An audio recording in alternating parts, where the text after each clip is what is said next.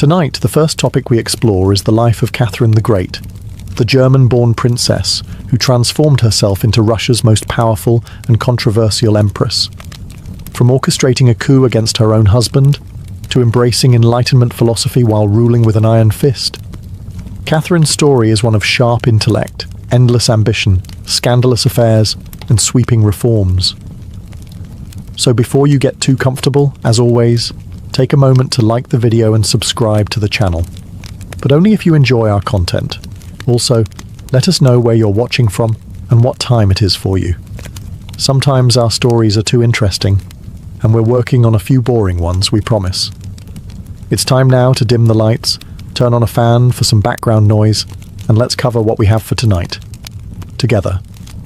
She was born Sophie Friederike Auguste von Anhalt-Zerbst-Dornburg on May 2nd, 1729, in a quiet corner of the Holy Roman Empire.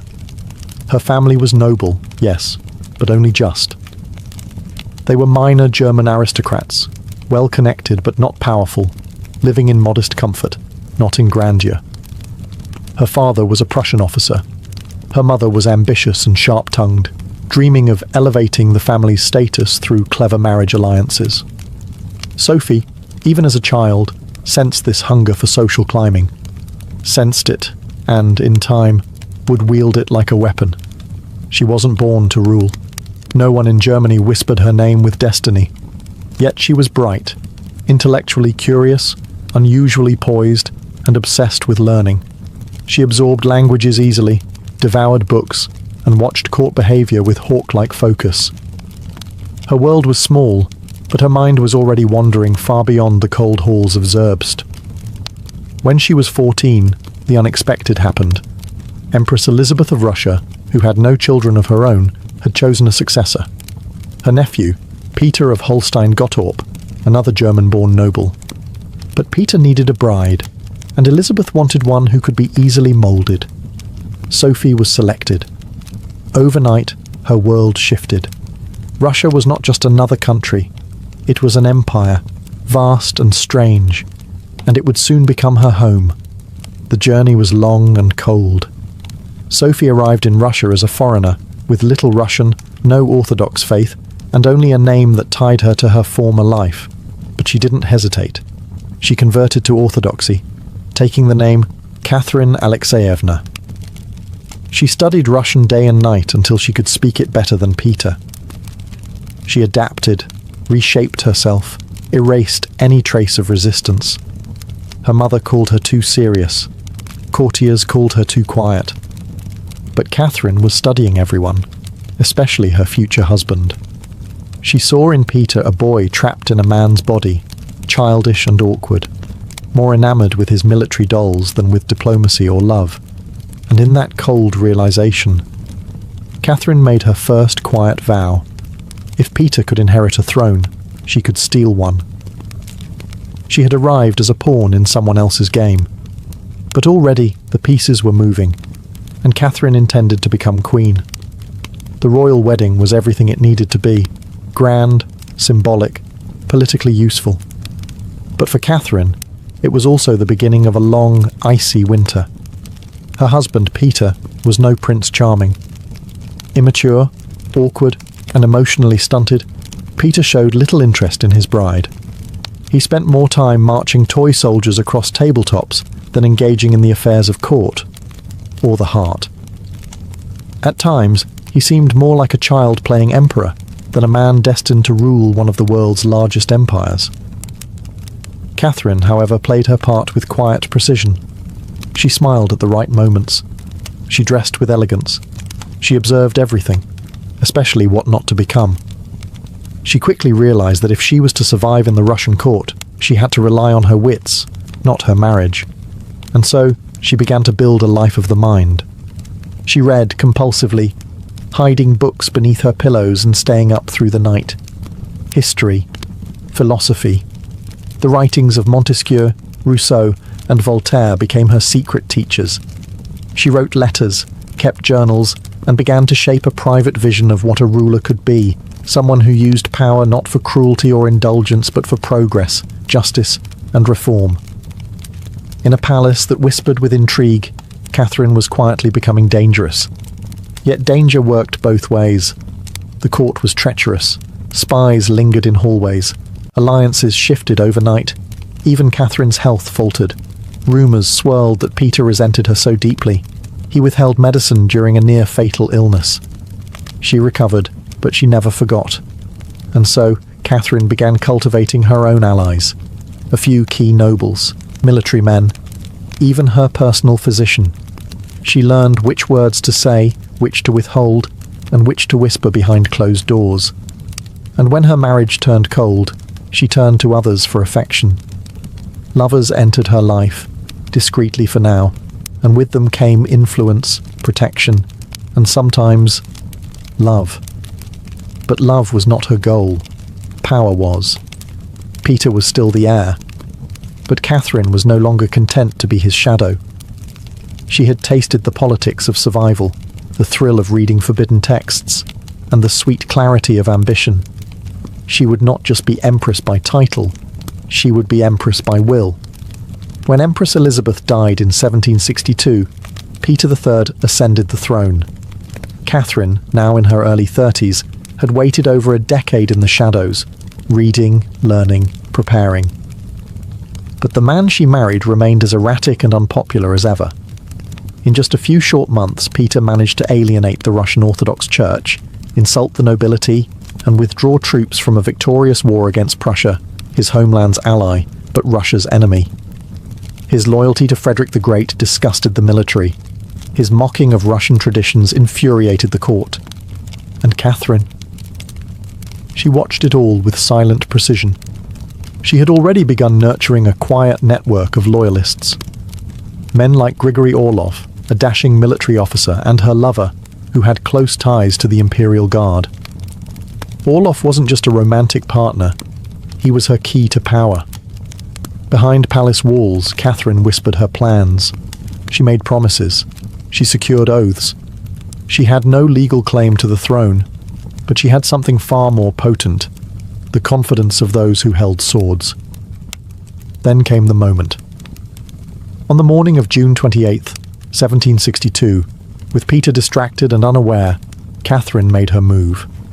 She rode to the Izmailovsky regiment barracks, stood before the soldiers, and declared herself sovereign of Russia.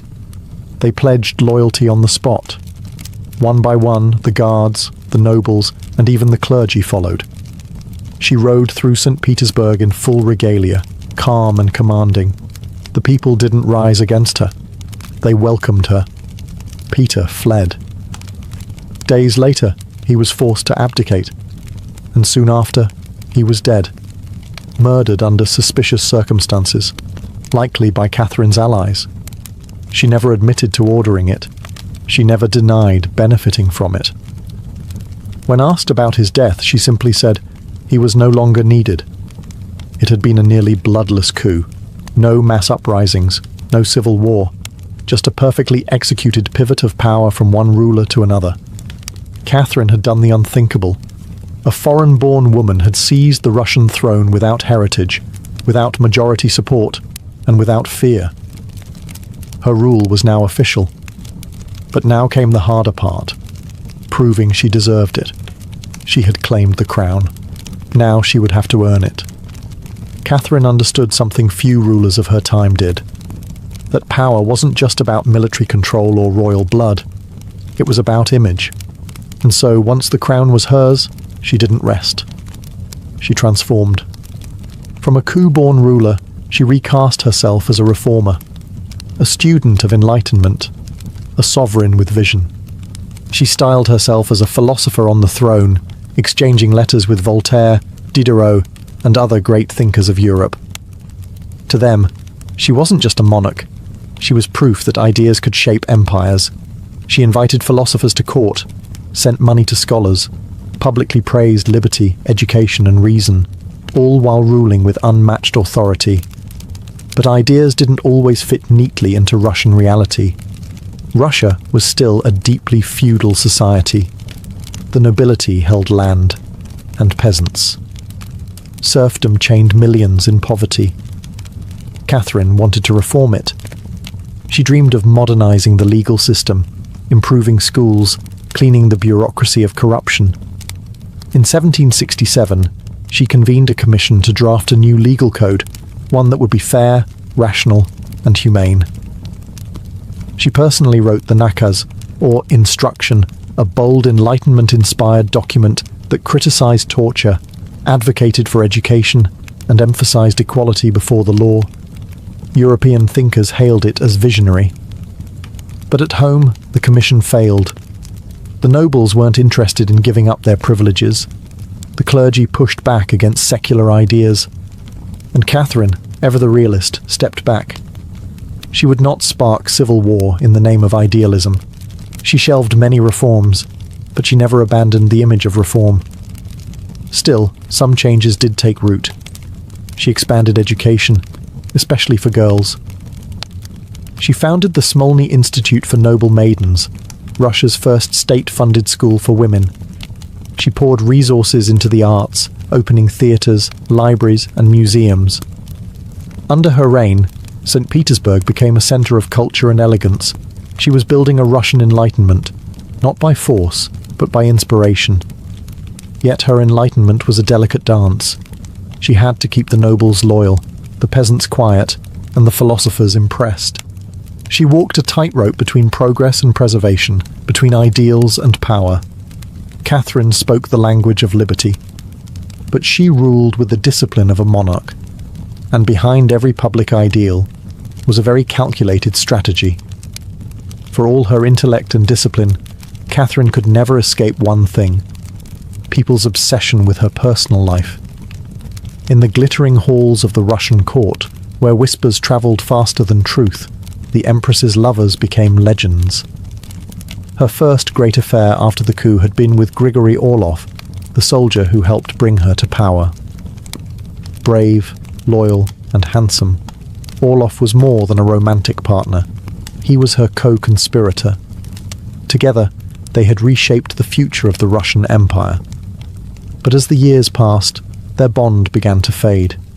Orlov's behaviour turned erratic, and Catherine, ever rational, began to look elsewhere. What followed was a long series of liaisons, each one carefully chosen. These were not reckless flings. Catherine's lovers were often men of talent, intelligence, or military value. They were part of her political ecosystem. Some were gifted administrators, others were generals. And one, Grigory Potemkin, would become the most significant. Potemkin was no ordinary court favourite. He was brilliant, passionate, and ambitious. Their love burned intensely, and though it didn't last romantically forever, their political partnership endured for life. Potemkin helped Catherine secure Crimea, expand Russia's borders, and shape foreign policy. They may have even secretly married, though no proof was ever found. But even after they drifted romantically, they wrote to each other constantly, warm, witty, and often intimate letters that revealed mutual admiration. Still, the court, and the continent, gossiped. Foreign ambassadors reported breathlessly on her long list of lovers. Pamphlets in Europe painted her as immoral, debauched, even dangerous. One grotesque rumour, completely false, claimed she died attempting to be intimate with a horse. It was pure slander, weaponized misogyny meant to punish a woman for ruling with strength and sensuality. Catherine never responded to these attacks directly. She didn't need to. Her rule spoke louder than any whisper. She had taken and held the Russian throne. She expanded its territory, reformed its institutions, and governed with unmatched efficiency. Yes, she loved fiercely, but never foolishly. Her affairs may have shocked the old world, but to Catherine, love was just another arena of politics, a place where loyalty was earned, passion was useful, and hearts could be as strategic as armies. Catherine spoke often of liberty, of justice, of enlightenment, but behind the silks and salons, behind the witty letters to Voltaire and the progressive speeches, was a ruler who understood the necessity of power and the price of keeping it. In 1773, just over a decade into her reign, Russia erupted. A man named Yemelyan Pugachev, a Cossack and former soldier, claimed to be none other than Peter III, Catherine's long-dead husband. He called her a usurper, promised land to the peasants, freedom to the serfs. He lit a flame that spread quickly through the countryside, where suffering and resentment had long been simmering. It became the Pugachev Rebellion, the largest peasant uprising in Russian history. Catherine, shaken, responded without mercy. Troops were dispatched. Villages burned. Rebels were captured, tortured, and hanged. Pugachev himself was paraded through Moscow in a cage before being executed, and with his death, Catherine sent a clear message: challenge the throne, and you will suffer. It was a turning point. The empress who had once championed the rights of the people now ruled with far less idealism. She had seen what chaos looked like, and it terrified her. The rebellion had exposed the deep fractures of her empire, the poverty, the inequality, the desperation. But instead of addressing those wounds through reform, she tightened her grip. Serfdom expanded under her rule. Noble privileges were strengthened. The vast rural poor fell deeper into bondage. To preserve peace, Catherine sided with the aristocracy, because they held the key to her survival. And yet, the contradiction haunted her reign. To Europe, she was still the enlightened monarch, the modernizer, the patron of the arts and sciences. But at home, she had become something sterner, more imperial, less idealistic. The woman who once dreamed of rewriting Russia's laws now issued decrees that reinforced the status quo. But perhaps that was her genius. Catherine had learned what many idealists never do, that to keep power in a turbulent world, you sometimes have to betray the very ideas that brought you there. She wore philosophy like a crown, but underneath it was iron. If Catherine ruled Russia with vision, she expanded it with precision. Unlike many monarchs who dreamed only of securing borders, she dreamed of growing them.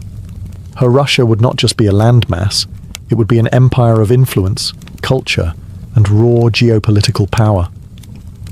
She turned her gaze south first, to the Black Sea and the weakening Ottoman Empire.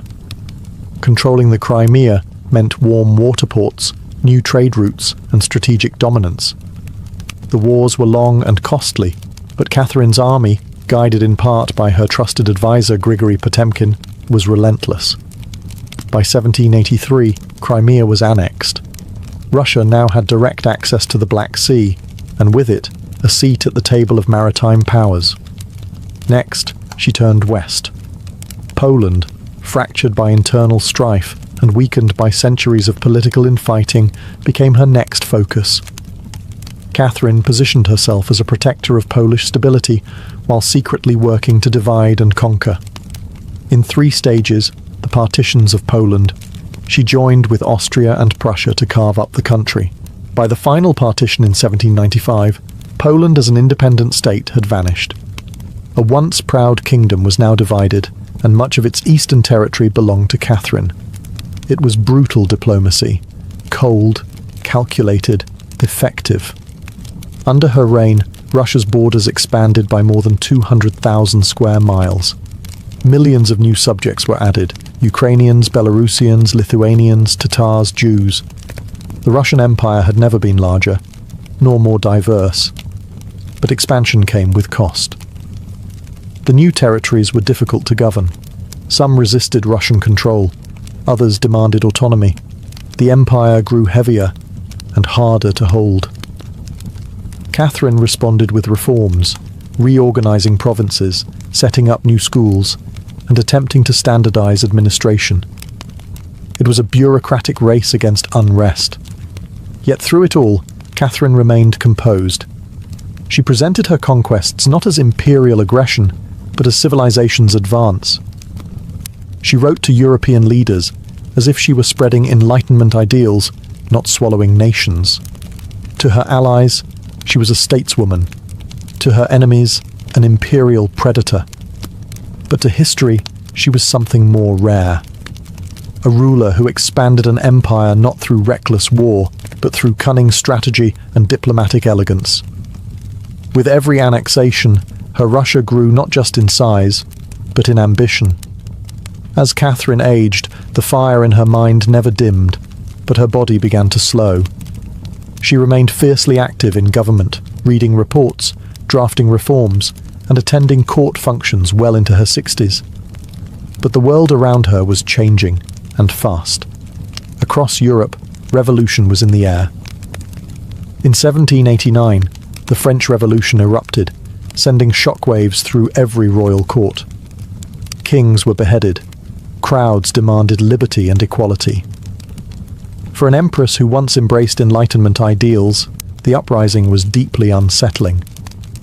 Catherine, once a friend to philosophers, now saw their words as dangerous sparks. She banned French revolutionary texts. She tightened censorship. Her court, once open to ideas, became suspicious and guarded. Her enlightenment, it seemed, had an expiration date. She also grew more isolated. The love of her life, Potemkin, passed away in 1791. Their relationship had long shifted from romantic to political, but his death struck her deeply. She continued to rely on younger favourites, men who were charming and loyal, but rarely matched the strategic brilliance of her earlier companions. And then there was her son, Paul. Catherine distrusted him. She saw in Paul none of her intelligence, none of her stability. He was emotional, impulsive, and drawn to autocratic ideals that clashed with her more balanced style. Privately, she considered bypassing him altogether, grooming her grandson Alexander as the next Tsar. It was a bold plan, one she never had time to complete. In November of 1796, Catherine suffered a massive stroke. She never regained consciousness. She died days later, alone in her chambers, with unfinished reforms on her desk and unspoken thoughts in her journals. When Paul took the throne, his first act was to undo many of his mother's policies. He buried her in Peter's mausoleum, next to the husband she had overthrown, and who may have died by her command. In death, they were united in stone, though never in life. The court mourned her. The country paused, and Europe watched the passing of one of its most fascinating monarchs. Catherine the Great had reigned for 34 years. She left behind a larger, more powerful Russia, and a legacy that still sparks debate centuries later. But her final chapter was written in silence. Catherine the Great was never supposed to rule. She wasn't Russian by birth. She wasn't born into a throne, and yet, through intelligence, political mastery, and ruthless determination, she became one of the longest reigning monarchs in Russian history. Her legacy is complex, full of contradictions that history continues to unravel. She spoke the language of enlightenment.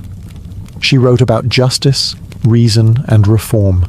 She engaged with the greatest minds of her age and tried to bring their ideals into one of the most autocratic empires in the world. But when those ideals threatened her power, she suppressed them. She dreamed of freeing the serfs, but expanded serfdom. She spoke of equality, but ruled with absolute authority. And yet, her impact is undeniable.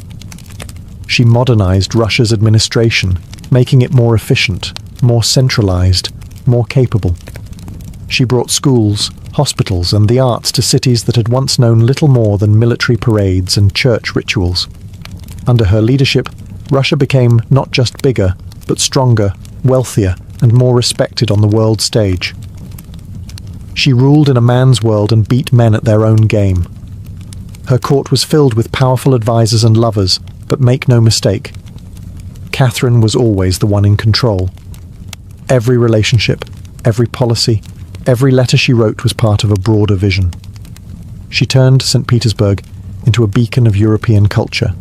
She expanded the empire's borders beyond imagination, and she left behind libraries, statues, and institutions that carried her name long after her death. But perhaps her greatest legacy is not in territory or legislation, but in possibility. Catherine proved that a woman could lead an empire, that charisma, intellect, and sheer force of will could elevate a minor princess into a world-shaping sovereign. She shattered expectations, not with rebellion, but with refinement, not with noise, but with calculation. To some, she remains a symbol of tyranny, to others, a goddess of reason. But to history, she is something greater than myth, something real, a flawed, brilliant, relentless human being who ruled for over 3 decades and left her fingerprints on an entire civilization. Catherine the Great didn't just reign, she rewrote the script for what a ruler, any ruler, could be. Long before it was a city, El Dorado was a man. A king, they said, covered from head to toe in fine gold dust. He stood upon a raft, floating in the middle of a sacred lake, surrounded by priests and nobles. As the sun rose, he cast jewels, emeralds, and golden offerings into the water, tributes to the gods. It was a ceremony, a legend, a whisper in the wind. The indigenous Muisca people of what is now Colombia called him El Hombre Dorado, the Golden Man. But when the Spanish conquistadors arrived in the early 1500s, they misunderstood. They heard El Dorado and didn't think of a ritual or a man. They imagined a place, a golden kingdom hidden in the mountains, untouched by war, glittering with treasure. The transformation was quick. In the European imagination, El Dorado morphed from a man into a city, then a kingdom, then an entire empire. The name didn't just mean gold, it meant paradise, salvation, a place where all desires could be fulfilled. And for the Spaniards, starving, desperate, thousands of miles from home, it was irresistible. The jungles of South America became alive with the rumor. Somewhere, deep in the green unknown, a city of gold waited. The native people spoke carefully, often trying to appease or mislead their aggressive guests. They mentioned far-off lands, strange rivers, and shimmering objects. The conquistadors, hungry for wealth and honor, took every word as a clue. El Dorado wasn't just a myth. It became a fever. In campfires and letters back home, the tale grew larger. Soldiers who hadn't even left Spain heard about it. Poets romanticized it. Monarchs funded expeditions for it. It no longer mattered if it existed. What mattered was the belief that it could. And belief, in the age of conquest, was all you needed. This golden illusion would drive some men to greatness, and others to madness. It would become one of the most powerful legends in the history of exploration, a promise of riches just out of reach, always deeper in the jungle, always just beyond the next ridge. El Dorado was no longer a story. It was a compass that pointed to nowhere. And still, they followed it.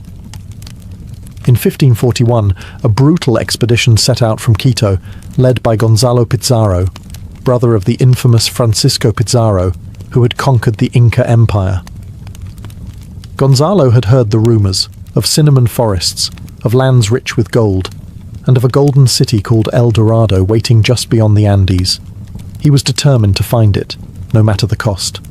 He brought with him over 300 Spanish soldiers, hundreds of native porters, a few dozen horses, and a dream made of gold and desperation. The jungle, however, was not a dream. It was a living, breathing nightmare. Rain poured for days without stopping. Rivers swelled and swallowed their supplies. Insects devoured skin. Men collapsed from exhaustion, hunger, and disease. As the weeks dragged into months, the expedition began to disintegrate. Food vanished. Morale crumbled. Many of the indigenous porters died or fled. The Spanish, wearing heavy armor and carrying weapons now useless against the jungle, became weak and paranoid. Gonzalo Pizarro, desperate, ordered a smaller party to push ahead in search of food and a way forward. That group was led by Francisco de Orellana, a lesser-known nobleman who would soon make history by accident. Orellana's party floated down a river, following its winding current deeper into unknown territory. Days turned into weeks, and Orellana realized he couldn't return upstream to rejoin Pizarro. There was only one path left, forward. With a handful of men and a makeshift brigantine, Orellana continued down what would one day be called the Amazon River. He passed through vast, seemingly endless forests and encountered indigenous civilizations that appeared far more advanced than expected. He later claimed to have seen grand cities, well-organized societies, and even tribes of warrior women, stories that would inflame the El Dorado legend for centuries. Eventually, Orellana reached the Atlantic Ocean. He became the first European to navigate the entire length of the Amazon, but he had found no gold, no El Dorado, only a myth that now stretched across a continent. Back in the Andes, Gonzalo Pizarro's forces had nearly all died. The survivors crawled back to Quito, broken and starving, but the damage had already been done. The jungle had taken its first real blood for El Dorado, and the myth was just getting started. By the mid-1500s, the Spanish obsession with El Dorado had shifted from the vast unknown of the jungle to a single, haunting place: Lake Guatavita. Nestled in the green highlands of what is now central Colombia, this almost perfectly circular crater lake shimmered with eerie beauty. But it wasn't the view that drew conquistadors. It was the legend. The Muisca people, who lived nearby, had long performed sacred rituals there. One ritual in particular had gripped European imaginations: a chieftain, naked and dusted in gold, sailing to the center of the lake on a raft, tossing emeralds, gold, and precious offerings into the water as gifts to the gods. To the Spanish, it wasn't religion. It was a vault, and they were determined to open it. In 1536, conquistador Gonzalo Jiménez de Quesada was the first to arrive. His men fished a few golden trinkets from the lake's edge, stirring just enough hope to keep the obsession alive. Over the next few decades, multiple attempts were made to extract the supposed treasure resting at the lake's bottom. In one of the most infamous efforts, in 1580, a wealthy entrepreneur named Antonio de Sepúlveda tried to drain the entire lake. He and his crew of indigenous laborers dug a massive gash into the mountainside, forming a channel to bleed the water away. As the level dropped, mud and debris surfaced, along with some pieces of gold. But the sides collapsed before the lake could be fully drained. The excavation killed many workers, and while a few golden artifacts were found, the mythical hoard of treasure remained hidden beneath layers of silt and legend. Still, the effort had a strange consequence. The lake itself became sacred to the myth of El Dorado. It wasn't just a backdrop anymore. It became the beating heart of the story. A place where gold had been offered for centuries, where secrets lay buried beneath the water's surface, and where hope refused to die. Even centuries later, Lake Guatavita would draw treasure hunters armed with sonar, scuba gear, and dynamite. But the lake remained stubborn. It kept its secrets close. And like the myth it fueled, it promised everything, and delivered only echoes. By the late 16th century, El Dorado fever had crossed the Atlantic. No longer was it only a Spanish pursuit. Now the English, ambitious, rising, and eager to challenge Spain's dominance, set their sights on the Golden City. And no one was more enchanted by the legend than Sir Walter Raleigh. A poet, soldier, and favourite of Queen Elizabeth II, Raleigh was bold, intelligent, and full of theatrical charm. But he was also fiercely ambitious, desperate to carve a legacy that would rival the great conquistadors. El Dorado, he believed, was not just a myth, it was his destiny. In 1595, Raleigh sailed to Guyana, the dense, unmapped region near the Orinoco River in present-day Venezuela. He had read Spanish reports, heard tales from captured natives, and convinced himself that the city of gold lay somewhere in the rain-drenched interior. His journey was grueling, thick jungles, choking heat, and uncooperative terrain, but he returned home with a spectacular story. He claimed to have found a civilization on the verge of discovery, a land rich with gold ruled by a mighty emperor just beyond reach. His published account, The Discovery of the Large, Rich and Beautiful Empire of Guyana, was filled with vague maps and suggestive detail.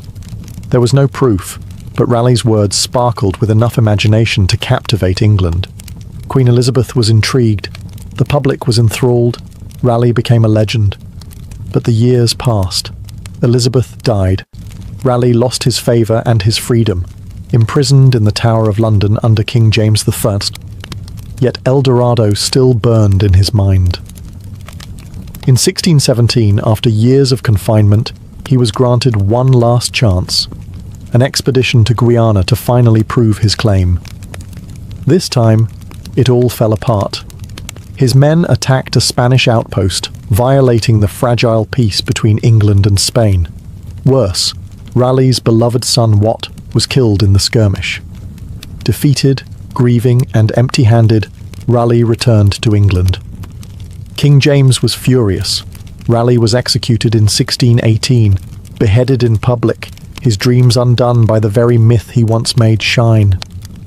He had chased a city that may never have existed, and in doing so, he became its most tragic explorer. As the centuries turned, El Dorado refused to die.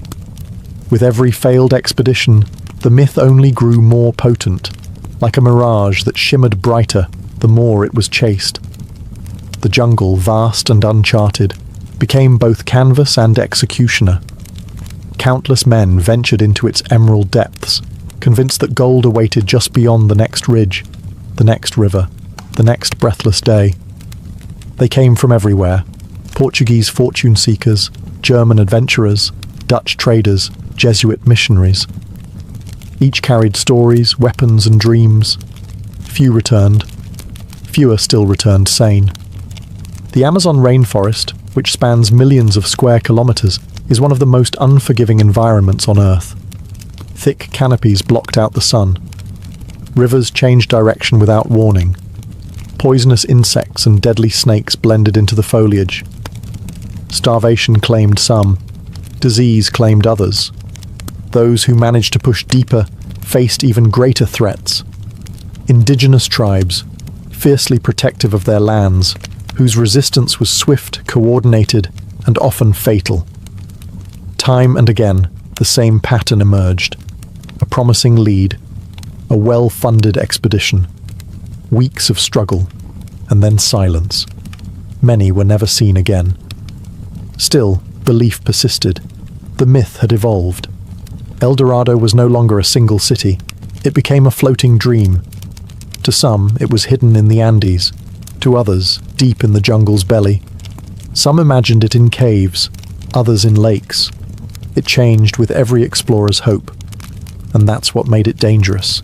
The jungle didn't need traps. It didn't need armies. It only needed time. Men wandered deeper and deeper, guided by hope and misdirection, until exhaustion broke them. Some went mad. Others turned on each other. The line between explorer and victim blurred until it was erased entirely. Even when nothing was found, the survivors still spoke of signs. Glimpses of golden idols, distant lights, strange voices echoing at night. Their minds, half-starved and half-hallucinating, became compasses spinning wildly in all directions. El Dorado had become a psychological labyrinth, one that promised paradise but demanded everything in return. The jungle didn't guard a city of gold, it guarded a story, and in that story, hope itself became a trap. For centuries, the myth of El Dorado was dismissed as fantasy, an illusion spun from greed, misunderstanding, and European arrogance. But in recent decades, something remarkable has emerged. Evidence that maybe, just maybe, El Dorado wasn't entirely a lie. Not a city of golden walls, no. Not streets paved in treasure. But signs of vast, advanced civilizations that once thrived in the very regions conquistadors called empty. Deep within the Amazon, archaeologists and scientists have uncovered remnants of lost cities, agricultural systems, and vast road networks, now buried beneath layers of jungle. In Brazil, Bolivia, and Peru, satellite imagery and ground surveys have revealed the outlines of geometric mounds, moated towns, and intricate irrigation canals. These weren't small tribal encampments. They were organized societies, some likely home to tens of thousands of people. And then there's the soil. In scattered parts of the Amazon, researchers found terra preta, dark earth, enriched with charcoal, bones, and compost. It's not natural, it was engineered. Created by ancient Amazonians to make poor soil fertile, it suggests a long-term, sustainable civilization that understood its environment far better than once believed. Could it be that when early explorers spoke of great cities in the jungle, they were seeing the last flickers of a dying world? A civilization ravaged by European disease before it could be fully understood? Some believe so. Even Francisco de Orellana, whose Amazon journey was long considered exaggerated, is now being reassessed. His claims of bustling cities and powerful tribes were dismissed for centuries, but new findings suggest he may have been telling the truth. Just a version of it Europe wasn't ready to believe. So perhaps El Dorado was never one golden city, but the reflection of many real ones, a patchwork of thriving cultures that dazzled the eyes of outsiders, only to vanish under jungle and time. The legend, then, was not built from nothing. It was built from fragments, misunderstood and reshaped by conquest. The gold may have been symbolic, the grandeur exaggerated, but the roots of the story were always real.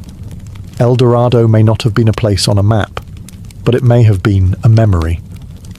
As the myth of El Dorado spread through Europe, it didn't just live in songs or whispered tales, it was etched into maps. From the 16th to the 18th centuries, map makers, cartographers working from stories rather than science, began to fill the blank spaces of South America with invention. The unknown was terrifying, but it was also a blank canvas. And nothing filled that canvas better than gold. Across old parchment maps, the word El Dorado appears in bold script, pinned to lakes, rivers, and mountains that never existed. Sometimes the city was shown as nestled near Lake Guatavita. Other times, it floated deep in the Amazon or hidden behind the Orinoco.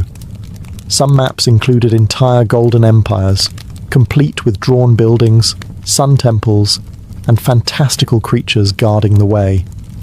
These maps weren't drawn to deceive, not exactly. They were drawn to sell. Each one was a siren song to monarchs, merchants, and mercenaries. They sparked funding for expeditions. They justified claims over foreign lands. They offered explorers something just real enough to chase. The absence of proof was the point. The less certain the location, the more imagination it allowed. And so the myth grew, not just in stories, but in geography. Some of these maps found their way into royal courts. Others were published in books, passed from hand to hand by those dreaming of wealth and wonder. They were copied, plagiarized, embellished, and every new version added more detail, more certainty, more allure. These false geographies had real consequences. Expeditions were launched based on them. Lives were lost pursuing the curves of rivers that didn't exist. Entire regions were colonized based on legends scribbled by men who had never stepped foot outside Europe. But the most fascinating part, some of these maps continued to circulate after El Dorado had been discredited. Why? Because humans don't let go of hope easily. A map is more than a tool, it's a promise. And these promises glittered. Even today, those antique maps are sought after collectors' items. Not because they're accurate, but because they captured a moment when belief was stronger than evidence. El Dorado never needed to be real. It just needed to be drawn. Centuries have passed. The jungle has swallowed up the bones, the rusted swords, and the silent footprints of those who chased El Dorado. And still, the myth survives. It lives in books, films, and museum exhibits. In the animated stories we show our children and the documentaries we stream late into the night, it's Indiana Jones and the road to El Dorado. It's a symbol now, more than a city, more than a man. It's an idea. Even into the 19th and 20th centuries, explorers still returned to South America, armed now with compasses, rifles, and scientific curiosity. Alexander von Humboldt, one of the most respected scientists of his time, ventured through South America in the early 1800s. Though skeptical, even he was drawn to the stories. He searched not for gold, but for truth, and found the jungle still whispered of hidden civilizations. Later came Percy Fawcett, the British explorer whose obsession with a lost Amazonian city, he called it Zed, mirrored the old dreams of El Dorado. In 1925, he vanished into the jungle with his son, never to return. Some say he died at the hands of a tribe. Others believe he found something and chose to stay hidden. And even in the 21st century, the search hasn't ended.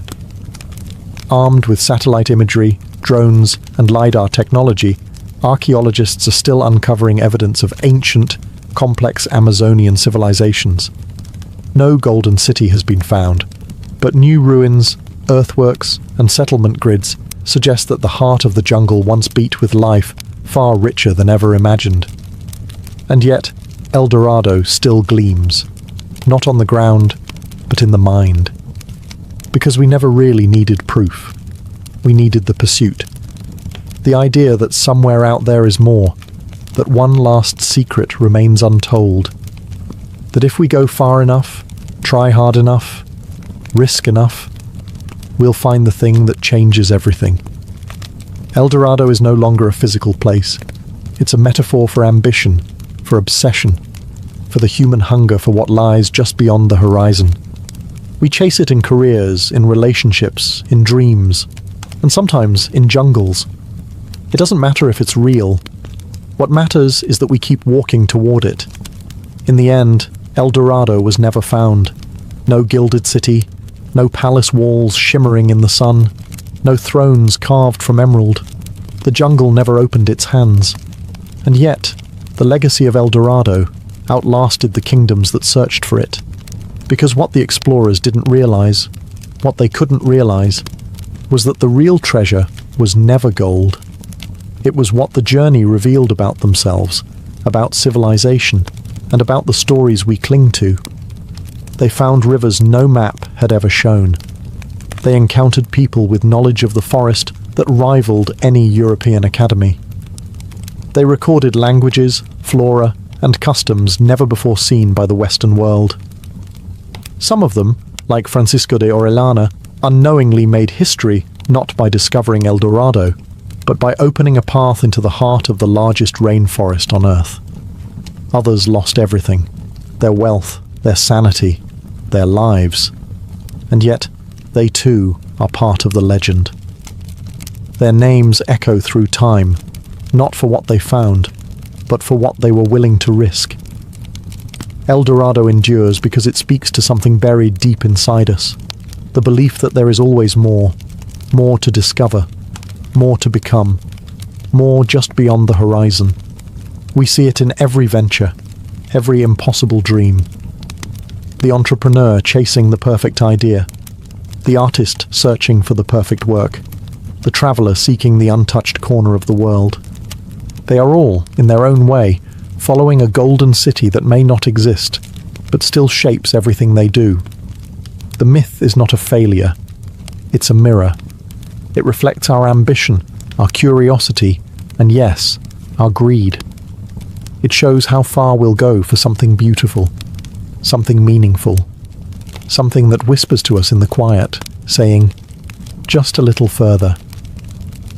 El Dorado is not a lost city. It's a question, and each generation answers it in their own way.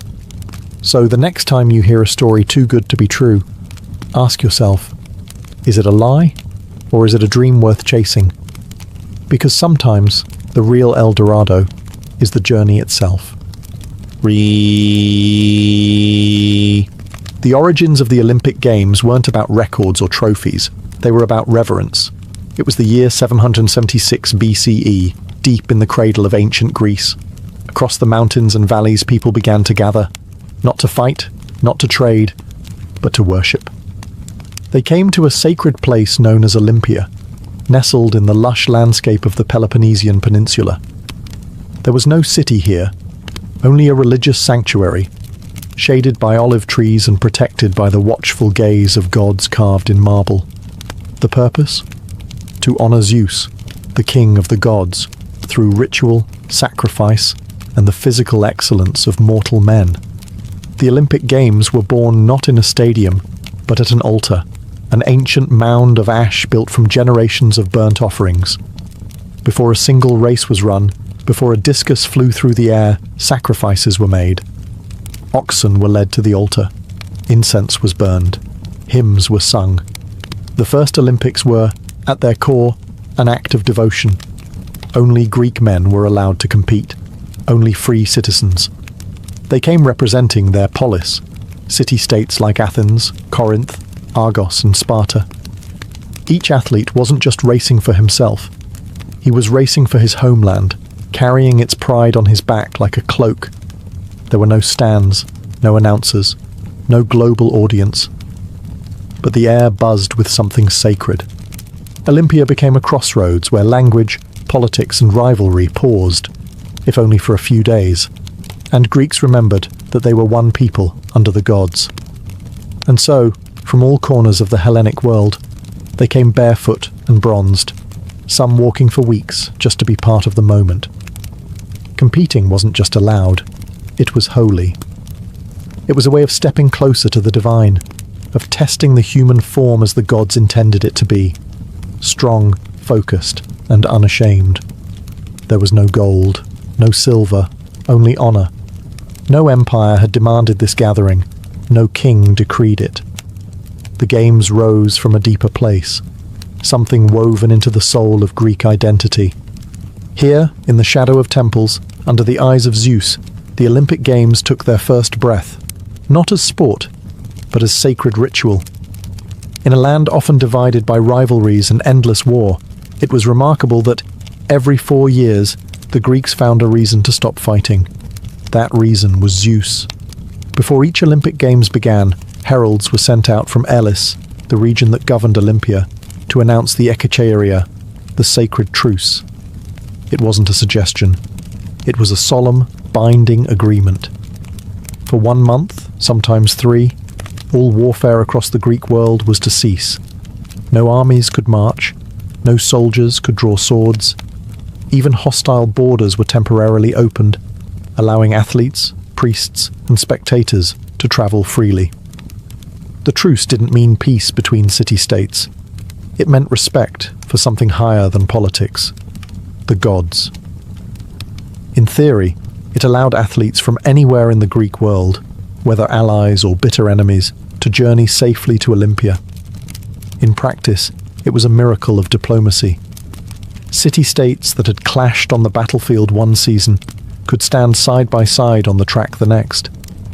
Even Sparta, with all its martial pride and defiance, observed the truce for much of its early history. To violate the truce was to invite divine wrath.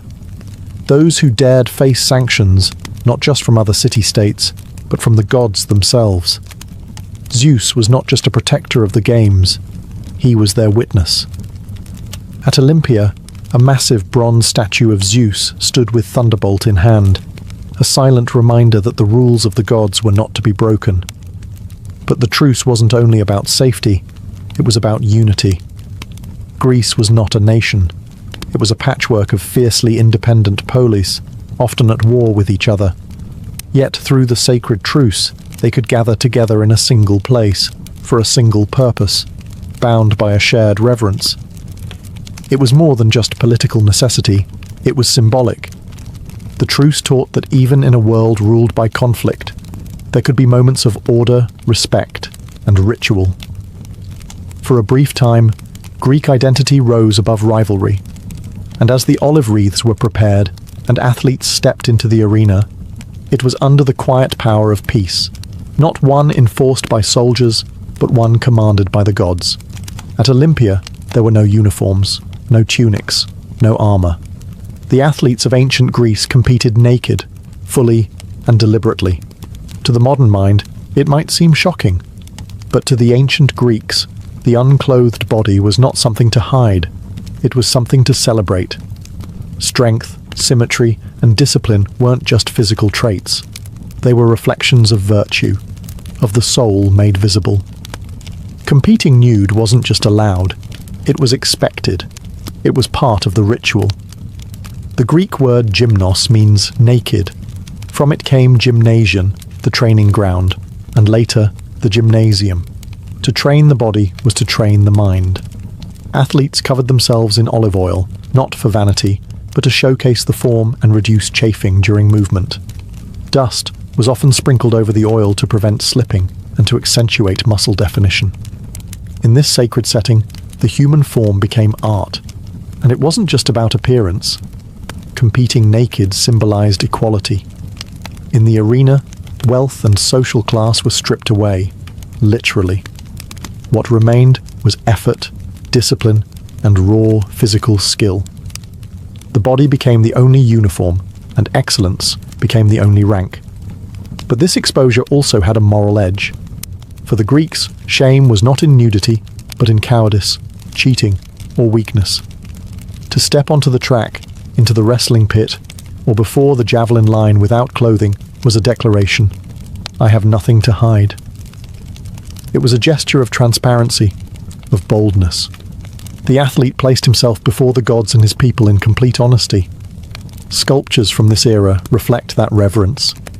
Chiseled statues of runners, discus throwers, and wrestlers, often idealized, were not just decorations.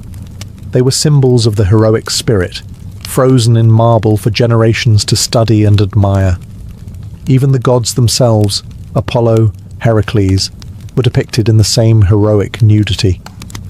Women, of course, were excluded, not only from competing but even from watching. Only unmarried girls were allowed as spectators, and even that was rare. The Olympic space was wholly male, sacred, exposed, and competitive. In this environment, nudity wasn't indecent, it was divine. The naked athlete stood as a living offering, a body trained, tested, and transformed. Not for glory alone, but for the favour of Zeus. In the first Olympic Games, there were no second chances. Only one man could win. There were no silver medals, no podium with 3 tiers. The Greeks believed that excellence was singular, victory was absolute. And so, in every event, only the first-place athlete was honoured, crowned with a simple yet sacred reward, a wreath of wild olive leaves cut from a holy tree near the temple of Zeus. The olive wreath, called a kotinos, held no monetary value. It wasn't gold, didn't sparkle, and couldn't be traded. But it meant something greater. It was a gift from the gods, a living symbol of immortal glory. To win in Olympia meant having your name recorded for all time. It meant returning to your polis as a hero. Your statue might be erected in the sanctuary. Poets might write verses in your name. Cities sometimes offered their champions lifetime privileges, free meals, theatre seats, or public office. But the games weren't about prizes. They were about arete, a Greek concept of virtue and excellence. To possess arete was to fulfill your purpose, to perform at the height of human potential. And for athletes, that meant winning. Nothing less. The competitions were fierce. Victory was not just personal, it was political. Each athlete represented his city-state. A win at Olympia reflected not just his own strength, but the strength and honour of his people. The glory belonged to all. That made victory even more vital, and defeat even more bitter. There was no room for excuses, no do-overs. The line between eternal fame and total obscurity could be measured in a breath. A stumble, a single moment of hesitation. And for those who didn't win, there were no commemorations, no odes. They returned home quietly, often forgotten by history. But the victor, he stood apart. Crowned in silence, his wreath catching the light, he became part of something sacred. The Greeks believed that such men were touched by the divine. They had not just outrun their rivals, they had pleased the gods. In a world without medals or sponsorships, this single fragile crown of olive leaves meant everything. Because for the Greeks, immortality didn't come from wealth. It came from being remembered. The very first Olympic Games, held in 776 BCE, featured only a single event, a sprint known as the stadion. It was a foot race, roughly 192 meters long, the length of the stadium itself. There were no starting blocks, no shoes, no false start penalties, just bare feet on packed earth, a straight line marked between 2 posts, and silence before the judge's signal. The runners leaned forward, dust rose, and then they ran. The first recorded Olympic champion in history was a cook named Koroibos of Elis, a humble man whose name would echo for thousands of years simply because he ran the fastest once. His prize? Not money, not power, just a wreath of olive leaves and a place in the eternal scroll of Olympic victors. Over time, the games grew. By the 7th century BCE, new events were added. The Diolos, a double-length race. The Dolichos, a long-distance run. Then came wrestling, discus, javelin, and the long jump, all parts of the brutal pentathlon, an event testing total physical ability. To win, you had to be not just fast, but strong, agile, and clever. One of the most awe-inspiring additions was the pancration, a deadly blend of wrestling and boxing with almost no rules. Anything was allowed, except biting and eye gouging. Men left the arena bloodied and broken. Some even died. But if you won, you were unstoppable, a living legend. And then came the chariot races, thundering hooves around the hippodrome, dust clouds rising, wheels shattering, horses and drivers tumbling. These races were dangerous, chaotic, and wildly popular. They weren't driven by the athletes themselves, but by hired charioteers. Yet the owner of the horses, not the driver, was awarded the crown. Status mattered, but in 776 BCE, it was just that first foot race. One event, one victor, one beginning. And yet from that single competition, a movement was born. One that celebrated the physical form as divine, that pushed the body beyond comfort, and transformed sport into something more than a game. It became ritual, it became honor, and as the years passed and new events were added, the original race, the stadion, remained the heartbeat of the games, because everything Olympian began with a single sprint. The Olympic Games were not just competitions, they were ceremonies. Every race, every throw, every moment of exertion unfolded under the gaze of the gods. In Olympia, sport was sacred, and at its heart stood Zeus, ruler of Mount Olympus and the divine patron of the games. Before the contests began, a great sacrifice was held at the altar of Zeus. This wasn't symbolic, it was central. Dozens of oxen were slaughtered in honor of the god, their ashes piled high on an altar made entirely from the remains of past sacrifices. This mound of sacred ash had grown over centuries, fed by the devotion of athletes and priests alike. To compete in Olympia, athletes had to swear a solemn oath in the temple of Zeus. With hands upon a piece of boar's flesh, they promised to train honestly, to compete fairly, and to bring no shame to the games. Cheating was not just dishonorable, it was sacrilege. Those who broke their oath could be fined, beaten, or permanently banned. Their names might be etched onto statues of Zanes, bronze effigies of Zeus placed at the entrance of the stadium as a warning. Here are the ones who dishonored the gods.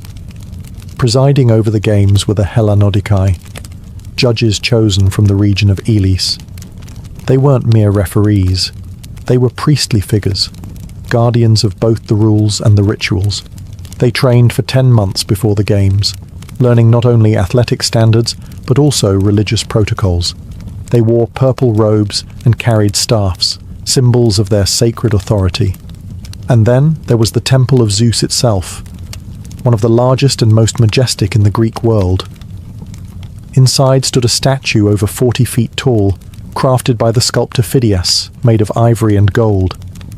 Seated on a throne, holding a scepter and a figure of Nike, the god watched over the games with a calm, eternal gaze. It was so magnificent, it would later be named one of the 7 wonders of the ancient world. Every leap, every strike, every drop of sweat was a form of worship. At Olympia, the body moved in rhythm with the divine. Victory wasn't just for pride, it was for Zeus. In ancient Olympia, the air was filled with competition, ritual, and the scent of olive oil. But one thing was conspicuously absent: women. The Olympic Games were an all-male affair, not only in competition but also in attendance. Married women were strictly forbidden from watching the games. The penalty, according to legend, was death, specifically being thrown off Mount Typeon. It was a reflection of the deeply patriarchal structure of Greek society, where public life, especially in athletic and sacred spaces, was the domain of men. The games celebrated the ideal male form. Nudity was standard, and the competitions were not just athletic, they were philosophical. The male body, trained and disciplined, was seen as a reflection of cosmic order, a living sculpture of virtue. Women, especially married women, had no place in this visual and symbolic environment. Still, not all women were excluded from the Olympic story. Unmarried women were occasionally allowed to watch, and they had their own event, the Heraean Games, held in honor of Hera, the wife of Zeus. These games featured foot races for young girls, held in the same stadium, but with key differences. The races were shorter. The girls ran clothed, wearing short chitons that left one shoulder bare. Their hair was worn loose, unbound and free. The victors received olive crowns and were allowed to dedicate statues to Hera. But while the Heraean Games were meaningful, they were not the Olympics. The Olympic Games remained a sacred male ritual, bound to Zeus and military values. Strength, endurance and glory were cultivated for the battlefield as much as the arena. To be an Olympic victor was to be a hero of the polis, a role Greek women were simply not allowed to assume. There is one curious exception, the case of Ciniska of Sparta, a wealthy woman who bred horses. Because chariot races awarded the crown to the owner, not the driver, Ciniska technically became the first female Olympic champion. But even she never set foot in the stadium to witness her victory. The exclusion of women wasn't just custom, it was religious law, social code, and cultural identity wrapped into one. In Olympia, the games were many things, but they were not for women. In ancient Greece, a victory at Olympia was more than personal triumph. It was political capital. To win was to bring honor not just to oneself, but to one's polis, the home city-state. Every athlete stood as a living emblem of where he came from. A victory in the Olympic Games meant superiority in strength, discipline, and divine favor, and that superiority reflected on the society that raised him. When an Olympic victor returned home, he was welcomed as a hero. City gates were opened in his honor, crowds lined the streets, songs were sung. His name might be carved into stone or etched into local memory by poets. One of the most famous was Pindar, who composed elaborate victory odes, rich in language and myth, commissioned by cities to immortalize their champions. But the celebration didn't end with applause. Victors were often rewarded with gifts, land, money, free meals for life, tax exemptions, or even statues in the public square. In some cities, they were given prime seats at the theatre or front rows at political gatherings. They might be elected to office, not because of their words, but because of their body and what it had proven in Olympia.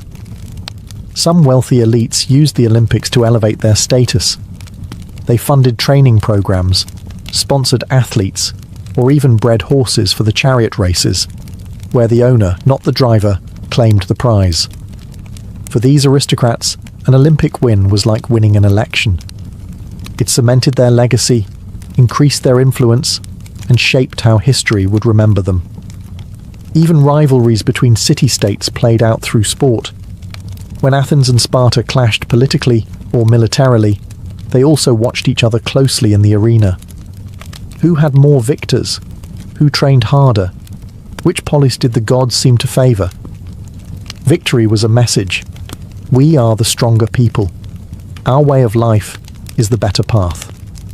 In this way, the Olympic Games became a stage for diplomacy, a battlefield of symbolic war where cities competed for glory without drawing blood. The olive wreath may have looked humble, but in the world of ancient Greece, it carried the weight of political power, cultural pride, and immortal memory. For over 1,000 years, the Olympic Games burned bright in ancient Greece. Every 4 years, without fail, athletes, poets, priests, and spectators made the journey to Olympia, not for profit, but for glory, devotion, and unity. But nothing in history is eternal. In 393 CE, the the Christian Emperor Theodosius I issued a decree that brought the ancient games to an end. To him, they were a pagan ritual, incompatible with the growing dominance of Christianity in the Roman world. Temples were shuttered, altars dismantled, statues defaced. The sacred flame of Zeus was extinguished. The stadium fell silent. Centuries passed. The site of Olympia became ruins, slowly buried by time and earth. Nature reclaimed the track. The voices faded. The names of champions were forgotten, except by a few scribes who recorded their victories in dusty scrolls. And yet, the idea never truly died. In the 19th century, as archaeologists uncovered the bones of Olympia, its columns, temples, and training grounds, interest stirred again. What if the games could return? Not just as a curiosity, but as a global symbol. In 1896, the vision became reality. The modern Olympic Games were born in Athens, reimagined by Baron Pierre de Coubertin, who believed that sport could bring nations together in peace, just as it once brought Greeks together at Olympia. He borrowed many of the old traditions, the 4-year cycle, the flame, the procession of athletes. Even the ideal of arete, excellence of body and spirit, was revived. Today, the Olympic torch is lit in Olympia, in the shadow of the ruined temple of Hera, using a parabolic mirror and the rays of the sun, just as it might have been in ancient days. From there, it travels across continents, a flame that connects past to present. And though the modern games are global, commercial, and competitive on a massive scale, their heart still beats with an ancient rhythm. A celebration of human potential, of peace, of striving for something higher than victory alone. From the sacred soil of Olympia to stadiums around the world, the Olympic spirit continues, not as a relic, but as a living tradition. The sacred fire was never truly extinguished. It was passed on. The tale of the Colossus doesn't begin with bronze or artistry. It begins with a siege, and with a city that refused to fall. In 305 BCE, the island of Rhodes found itself under siege by one of the most feared military minds of the Hellenistic world, Demetrius Thais of Macedon, also known as the Besieger. He arrived with an army tens of thousands strong, backed by warships, catapults, and an infamous siege tower called the Helepolis, a mobile fortress 9 stories high. Rhodes, by contrast, was small. A proud naval city, wealthy through trade and skilled in diplomacy, but dwarfed by Demetrius's might. His goal was to crush Rhodes for its alliance with Egypt, the rival power of the Ptolemies. It should have been a short campaign. It wasn't. For nearly a year, the Rhodians held the line. They used their terrain, their walls, and their wits. At night, they snuck out to burn siege equipment. They cut off supply routes. They adapted faster than Demetrius could adjust. Even when the massive Helepolis rolled toward the city, they found a way to disable it, drenching it with oil and setting it alight. Eventually, the siege collapsed. Demetrius withdrew, humiliated, leaving behind his war machines and shattered pride. The city was spared. Its people, though scarred, were unbroken. And now, they wanted to make sure no one ever forgot. The Rhodians gathered the remains of the siege, abandoned towers, broken catapults, and thousands of pounds of bronze and iron. These would not go to waste. They would be melted, reforged, and reborn, not into weapons, but into a monument. To mark their improbable victory, they chose to honor their patron deity, Helios, god of the sun. They would build him a statue, not ordinary, not even grand, but colossal, something the world had never seen. They commissioned Chares of Lindos, a sculptor known for his precision and ambition. He promised not just a statue, but a symbol, something that would say, in no uncertain terms, Rhodes stands tall. Rhodes stands free. And so, from the ashes of war, the vision of the Colossus began.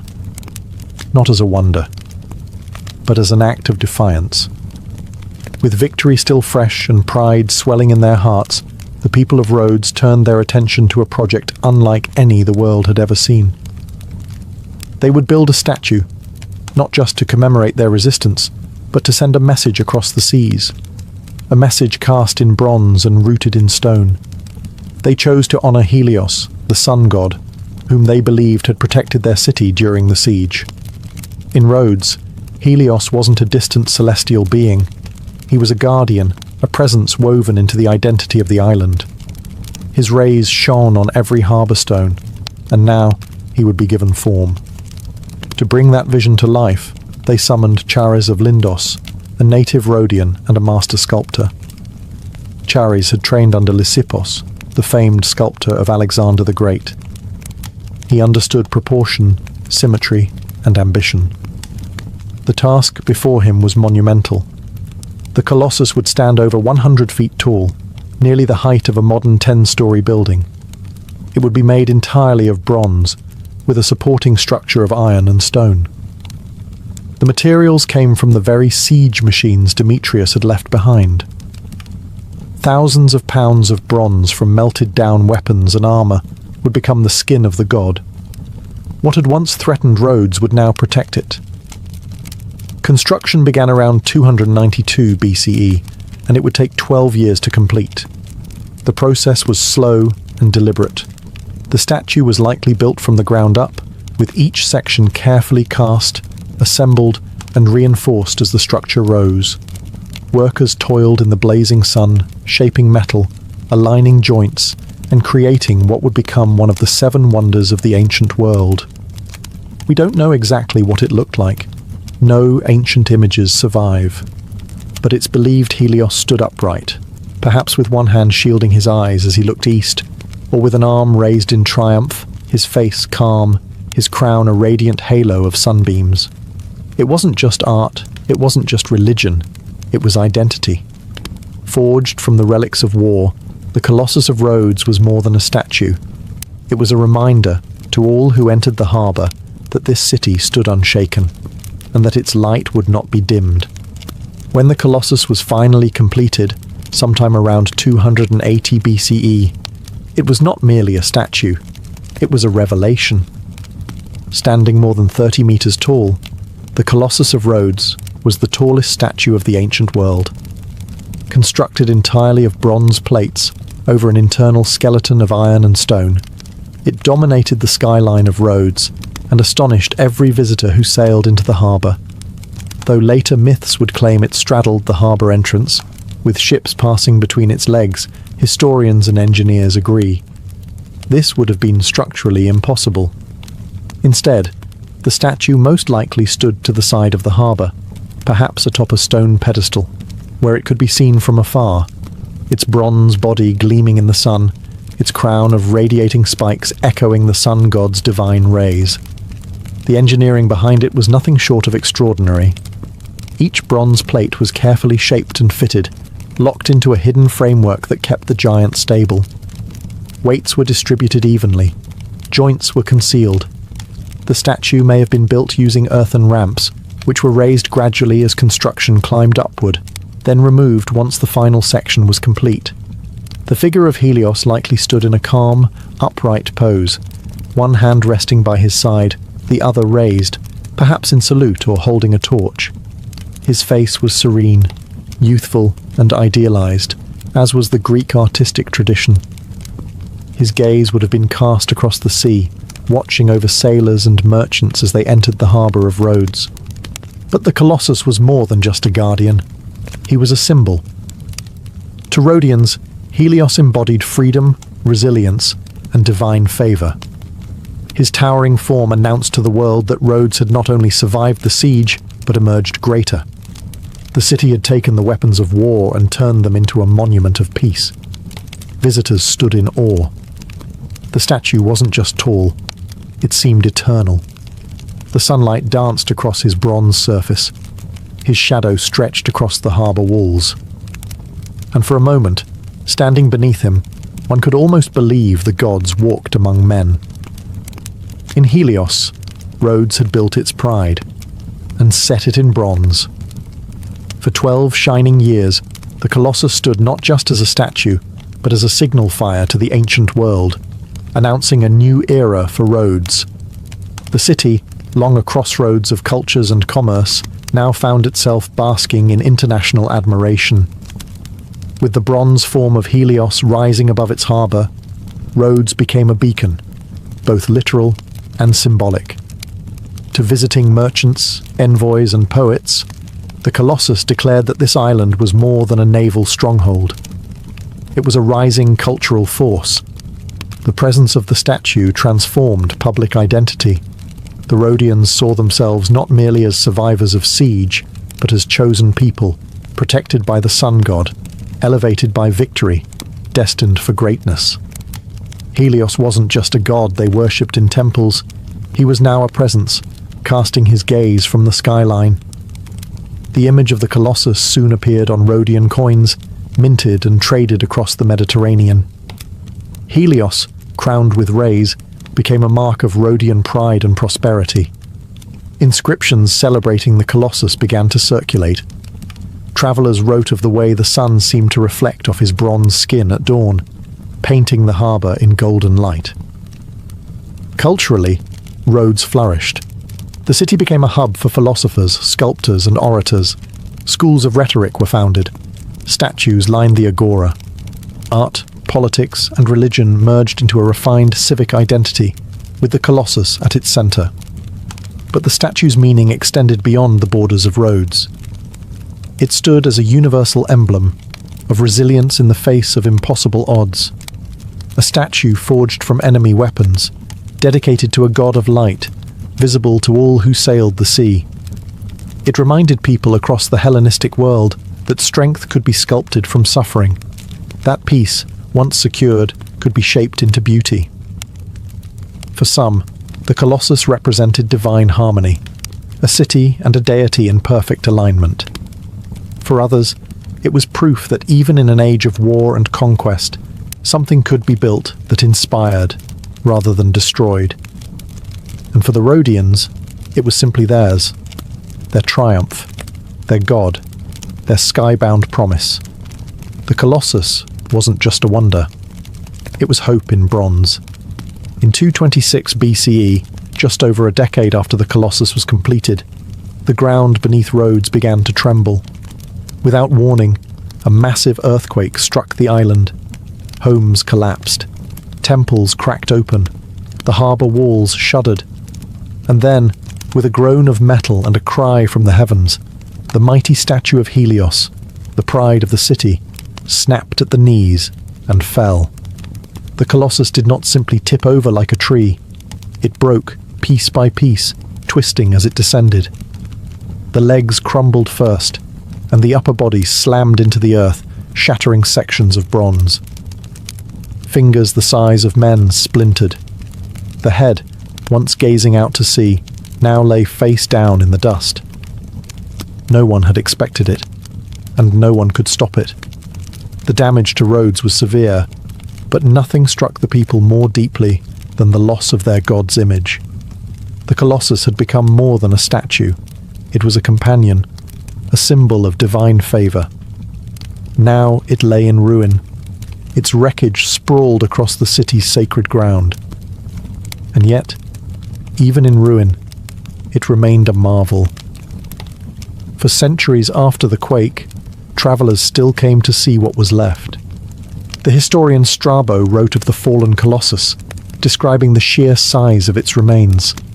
Visitors stood in the shadow of its broken limbs and marvelled at the engineering it had once required. The fingers were thicker than a man's torso. The ribs of bronze curled like forgotten armour. Inside, they saw the iron framework and the brilliant design of a civilization determined to defy its enemies. Some said the fall was a punishment from the gods. Others believed it was a reminder that even glory must bow to nature.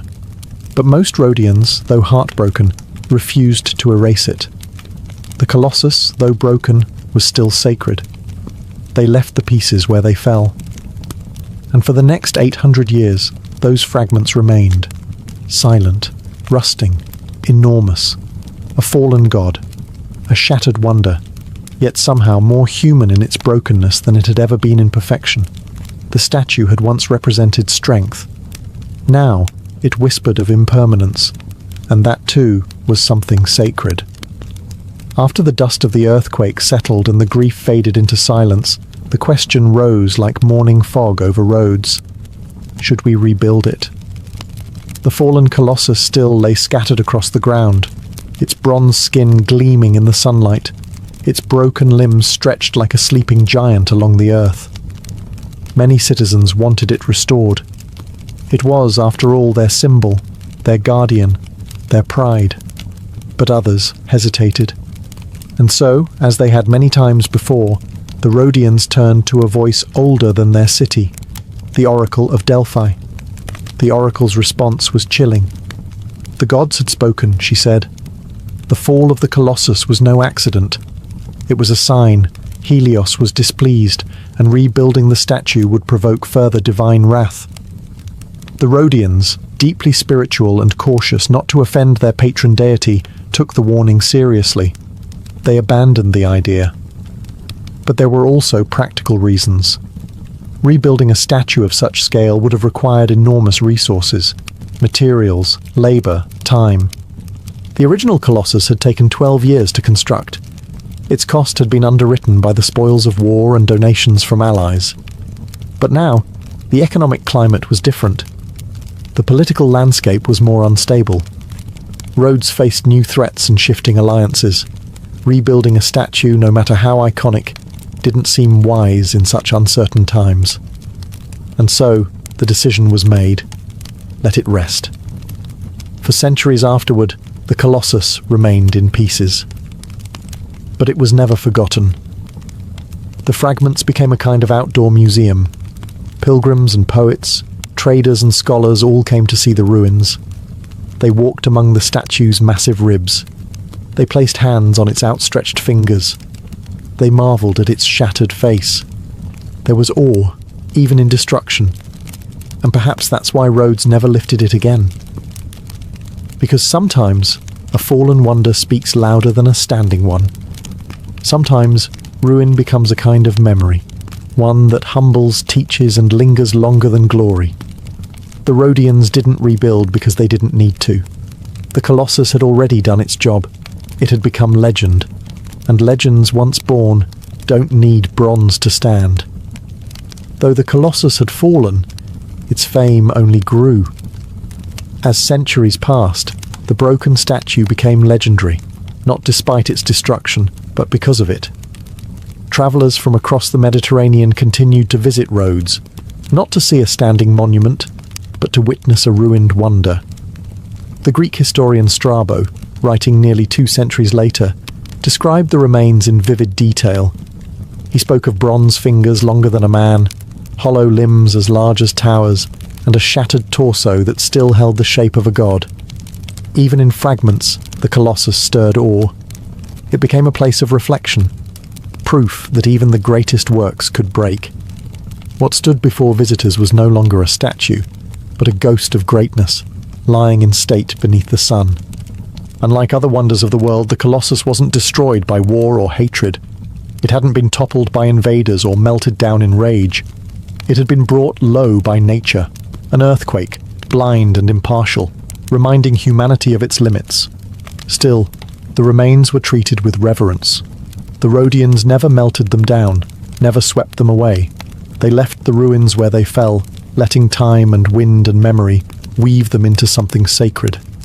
In the ancient world, the 7 wonders were not just lists, they were pilgrimages. And Rhodes, though its statue lay in pieces, became one of those sacred destinations. Alongside the towering lighthouse of Alexandria and the hanging gardens of Babylon, the broken Colossus held its place. It was different, more somber, more human. Other wonders dazzled with grandeur. The Colossus now inspired something quieter, awe tinged with melancholy. It showed the passage of time. It whispered of ambition, fragility, and the strange beauty of collapse.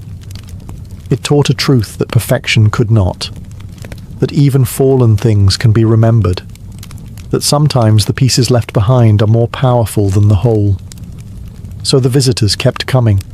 They stood among the ruins. They traced the edges of bronze with their fingers, and they imagined the day when Helios once looked down upon the harbour, radiant and unshaken. The wonder still existed. It had simply changed shape. For over 8 centuries, the broken colossus lay where it fell, weathered by sun and wind, admired by pilgrims and poets. Generation after generation stood in its shadow, imagining the towering figure it once had been. And then, just like that, it disappeared. In 654 CE, Rhodes was invaded by an army of the Umayyad Caliphate, a rising Islamic power that swept across the eastern Mediterranean. The city fell, and with it, the last visible remnants of the Colossus. According to later Byzantine chroniclers, the conquerors saw the statue's vast ruins as a source of material, not memory.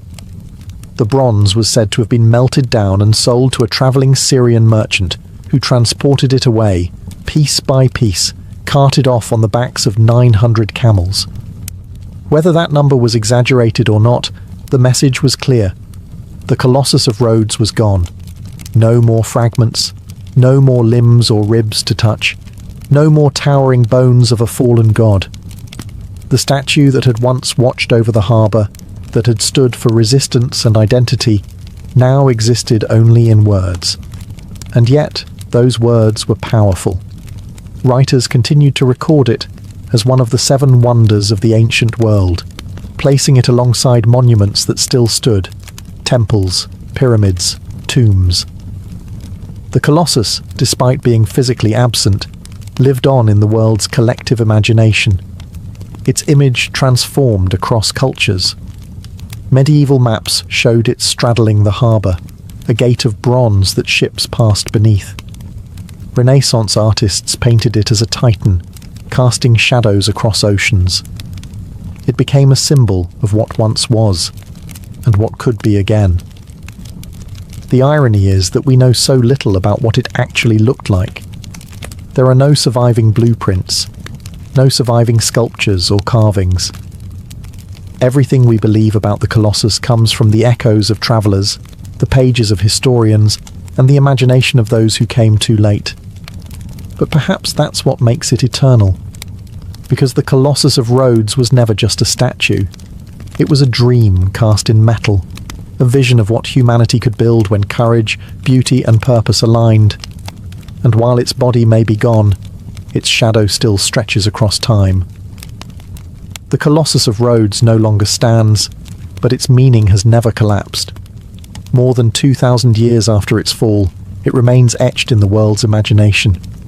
Not as rubble, not as loss, but as symbol.